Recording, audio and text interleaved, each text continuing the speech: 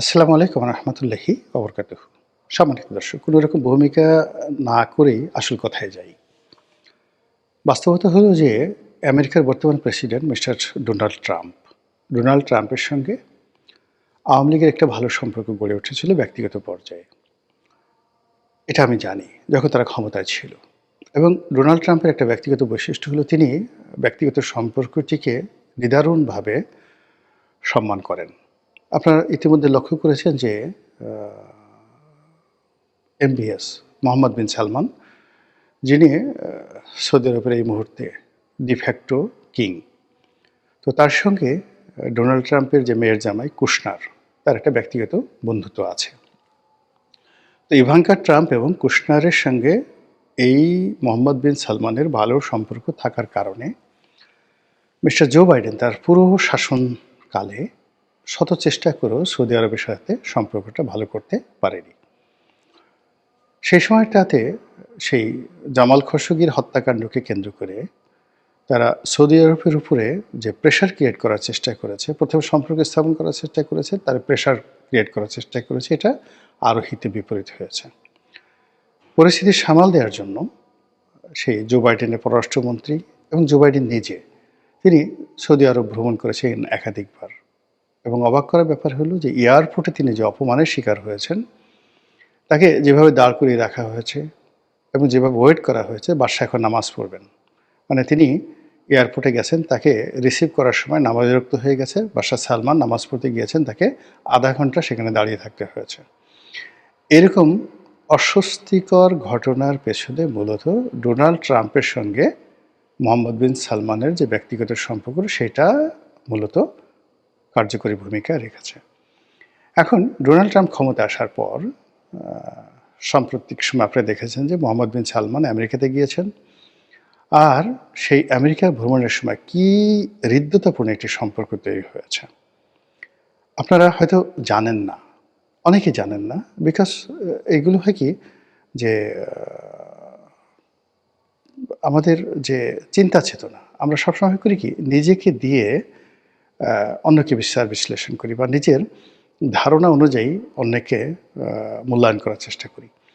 শেখ হাসিনা যে ক্ষমতায় ছিলেন ১৫টি বছর, তিনি বাংলাদেশে বসে বসে যে সারাদিন শুধু সালমান এফ রহমানকে পদ্মা সেতু থেকে টাকা চুরি করার বা সে বিদেশে টাকা পাচার করার সুযোগ দিয়েছেন তা নয়। তিনি একটা গ্লোবাল রিলেশন গড়ে তুলেছেন। এখন ভুটানের যে রাজা, ভুটানের যে কিং, আপনি কি জানেন যে ভুটানের এই কিং জয়ের ক্লাসমেট? তারা হার্ভার্ডে একসাথে পড়াশোনা করেছে। এ গেল এক। ২ নম্বর হলো যে ইম্মানুয়েল ম্যাক্রো। ইম্মানুয়েল ম্যাক্রো ফ্রান্সের প্রেসিডেন্ট।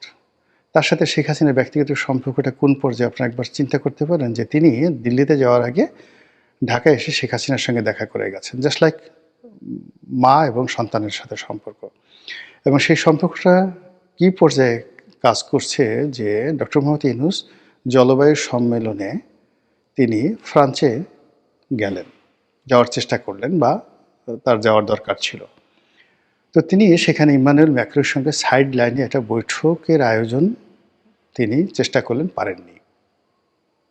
বোঝার চেষ্টা করুন যে ব্যক্তিগত সম্পর্কটা কোন পর্যায়ে। ২ নম্বর হলো যে মোহাম্মদ বিন সালমানের সঙ্গে জয়ের এবং শেখ হাসিনার ব্যক্তিগত সম্পর্ক। এবং শেখ হাসিনার রেজিমের শেষ সময়টিতে মোহাম্মদ বিন সালমান বাংলাদেশে আসতে চেয়েছিলেন, সময় পাননি। এবং আমাদের যে পুরো অয়েল রিফাইনারিটা, এখন যে অয়েল ইস্টার্ন রিফাইনারি রয়েছে, পুরো রিফাইনারিটাকে তারা সৌদি বিনিয়োগ দ্বারা এখানে সৌদি আরামকো, সৌদির যে তেল কোম্পানি আরামকো, এর মাধ্যমে সবচেয়ে বড় একটা বিনিয়োগ তারা করে আমাদের পুরো রিফাইনারি সিস্টেমটাকে তারা চেঞ্জ করে দিতে চেয়েছিল। অ্যাট দ্য সেম টাইম তারা বাংলাদেশে মানে সবচেয়ে বড়, মানে এশিয়া না, পৃথিবীর সবচেয়ে বড় তারা একটা রিফাইনারি তৈরি করে এশিয়ায় তাদের যে তেল রপ্তানি, সেই তেল রপ্তানির যে রিফাইনারি প্ল্যানটা, এটা বাংলাদেশে করার একটা প্ল্যান তারা করছিল। এটা হতো মানে সৌদি আরবের এই মুহূর্তে পৃথিবীর সবচেয়ে বড় বিনিয়োগ। এরকম একটা পরিকল্পনা কিন্তু হচ্ছিল 2024 সনের মানে এপ্রিল মের দিকে এরকম একটা ঘটনা হচ্ছিল। আপনারা খোঁজ নিয়ে দেখেন পররাষ্ট্র মন্ত্রণালয়ে। তো এই সম্পর্কটা, এর বাইরে এখন যিনি কাতারের যিনি আমির এই মুহূর্তে যিনি আছেন, তার বাবা তিনি শেখ হাসিনার অত্যন্ত ঘনিষ্ঠ বন্ধু ছিলেন। কাতারের বাংলাদেশে যিনি রাষ্ট্রদূত, অত্যন্ত ঘনিষ্ঠ আলোচনা তিনি আমাকে নিজে এই কথাটা বলছেন যে, মিস্টার রনি, আপনি জানেন না যে আমাদের আমির আপনাদের প্রধানমন্ত্রীকে কতটা ভালোবাসেন, কতটা শ্রদ্ধা করেন। তো সেই আমিরের ছেলে এখন কাতারের আমির, এবং তাকে বলা হয় পৃথিবীর one of the smartest king এই মুহূর্তে পৃথিবীর। তো ওইদিকে সালমান, এদিকে কাতারের আমির, এদিকে নরেন্দ্র মোদীর সাথে তার সম্পর্ক, তারপরে শেষে ভুটানের কথা বললাম, এবং এই মুহূর্তে সিঙ্গাপুরে যিনি প্রেসিডেন্ট রয়েছেন এবং সিঙ্গাপুরে যিনি এই মুহূর্তে প্রধানমন্ত্রী রয়েছেন, আপনি জানেন তাদের সঙ্গে শেখ হাসিনার কী সম্পর্ক। শেখ হাসিনার কথা বাদ দেন, ওখানে যে সামিট গ্রুপের আজিজ খান আছেন, আজিজ খানের সাথে সিঙ্গাপুরের প্রধানমন্ত্রীর কেমন সম্পর্ক, এটি কি আপনারা জানেন? আপনারা জানেন না। তো যেটা বলছিলাম যে মিস্টার ডোনাল্ড ট্রাম্পের সঙ্গে শেখ হাসিনার একটা ব্যক্তিগত সম্পর্ক রয়েছে, এবং সেই সুবাদে জয় এবং পুতুলের ওখানে একটা ভালো সম্পর্ক রয়েছে, এবং এটা আমরা ইদানিং দেখতে পাচ্ছি।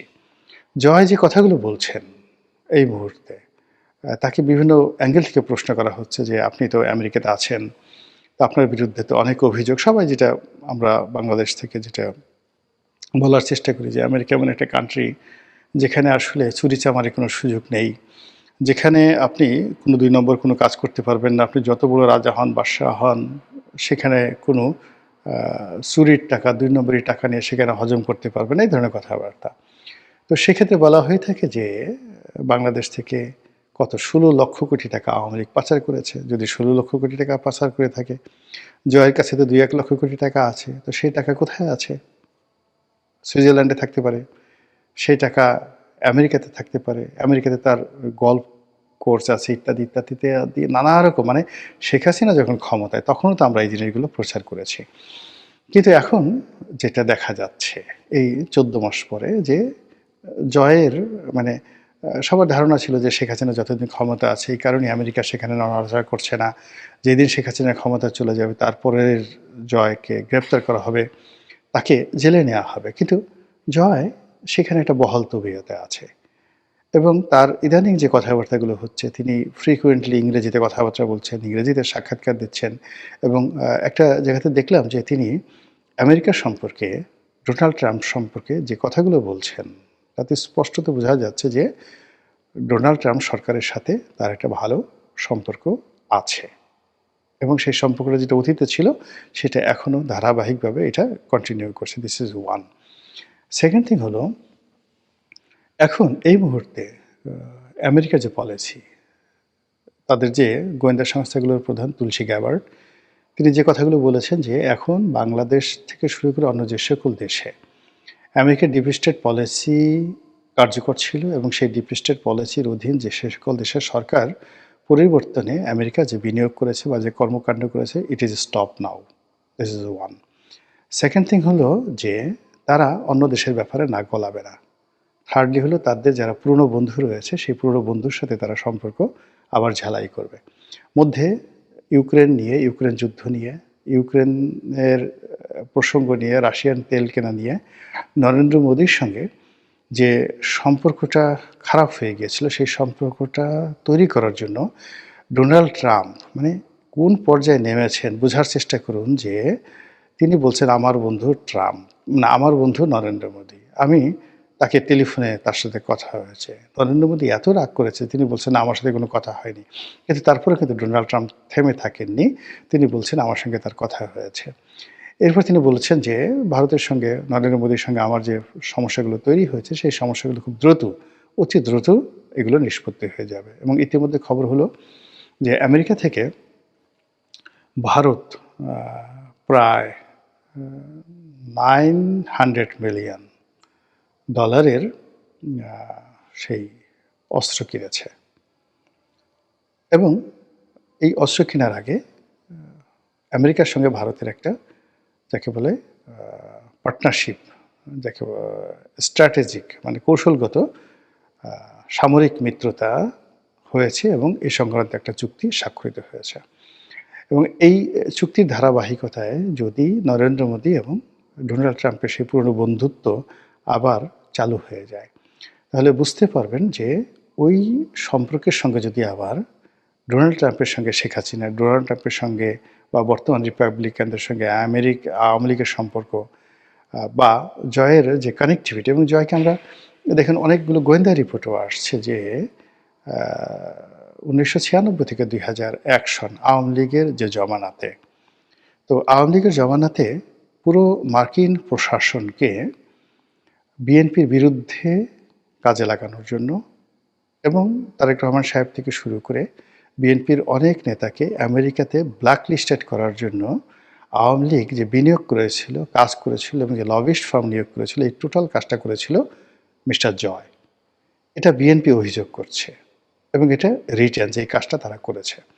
তো যেখানে 96 থেকে 2001 সালের মধ্যে যদি জয় এই কাজ করতে পারে, তাহলে 25 বছর পর জয়ের কি অভিজ্ঞতা কমলো না বাড়লো, জয়ের ক্ষমতা বাড়লো না কমলো, বা পরিবেশ পরিস্থিতি কি জয়ের প্রতিকূলে চলে গেল কিনা, এই জিনিসগুলো যদি আপনি ভাবেন এবং সাম্প্রতিক সময় এএনআই, আমেরিকান মিডিয়া থেকে শুরু করে বিশ্বের তাবৎ বড় বড় মিডিয়ার সঙ্গে পাল্লা দিয়ে যেভাবে সজীব ওয়াজেদ জয়, যেভাবে মোহাম্মদ আরাফাত, মানে সেই আওয়ামী লীগের সাবেক তথ্য মন্ত্রী, প্রতিমন্ত্রী, তারপর শিক্ষামন্ত্রী নওফেল, ব্যারিস্টার নওফেল, স্বয়ং শেখ হাসিনা যেভাবে সাক্ষাৎকার দিচ্ছেন, এমনকি সরাসরি কোনো অডিওতে না, এবার ভিডিওতে এসে ওয়াদুল কাদের সাহেব কিংবা আসাদুজ্জামান খান কামাল যেভাবে বক্তব্য দিচ্ছেন, ওদিকে আমেরিকাতে অন্যান্য যারা আওয়ামী লীগ নেতৃবৃন্দ আছেন, ইংল্যান্ডে যারা আছেন, তারা যেভাবে প্রকাশ্যে রাজপথে নামছেন, তাতে মনে হচ্ছে যে আমেরিকার সঙ্গে তাদের যে দূরত্বটি ছিল, বিশেষ করে এই ডিপ স্টেট পলিসি নিয়ে সরাসরি আওয়ামী লীগ যেভাবে আমেরিকাকে ব্লেম করেছিল, সাম্প্রতিক সময় শেখ হাসিনার সাক্ষাৎকারে দেখা গেছে যে তিনি বলেছেন যে আমি বিশ্বাস করি না বা আমার হাতে ধরনের কোনো ডকুমেন্ট নেই যে আমেরিকা তাকে ক্ষমতাচ্যুত করেছে বা তাকে ক্ষমতাচ্যুত করার জন্য আমেরিকার হাতে কোনো কারণ ছিল বা তার হাতে এই ধরনের কোনো ডকুমেন্ট আছে। ইট মিনস পর্দার আড়ালে নিঃসন্দেহে আমেরিকার সঙ্গে, ডোনাল্ড ট্রাম্পের সঙ্গে শেখ পরিবারের একটা নেগোসিয়েশন হচ্ছে। ফলে যখনই কোনো একটা নেগোসিয়েশন হয় তখন সেখানে সব কিছু স্বাভাবিকভাবে চলে না। তো আগে যেভাবে বললাম যে আমাদের দেশে যে এই যে আইসিটি কোর্টের বিচার, রায়, এটাকে কেন্দ্র করে যা কিছু করা হচ্ছে, এটা একটা পার্ট। তার বাইরে আওয়ামী লীগ যে কাজগুলো করছে সেটা আর একটা পার্ট। এখন এই দুটো পার্ট, অর্থাৎ সরকার এখানে আওয়ামী লীগকে অবদমিত করার জন্য, হতোদ্যম করার জন্য যে চেষ্টা চালিয়ে যাচ্ছে, আর অন্যদিকে আওয়ামী লীগ নিজেদেরকে গ্রুমিং করে আবার ক্ষমতায় ফিরে আসার জন্য যেভাবে চেষ্টা চালিয়ে যাচ্ছে, এটা এখন বলতে গেলে অনেকটা মুখোমুখি সংঘর্ষের মতো। এখন এই সংঘর্ষে কারা জিতে সেটাই দেখার বিষয়। মহান আল্লাহ আমাদের সবাইকে হেদায়েত দান করুন এবং হেফাজত করুন। আসসালামু আলাইকুম ওয়া রাহমাতুল্লাহি ওয়া বারাকাতুহু।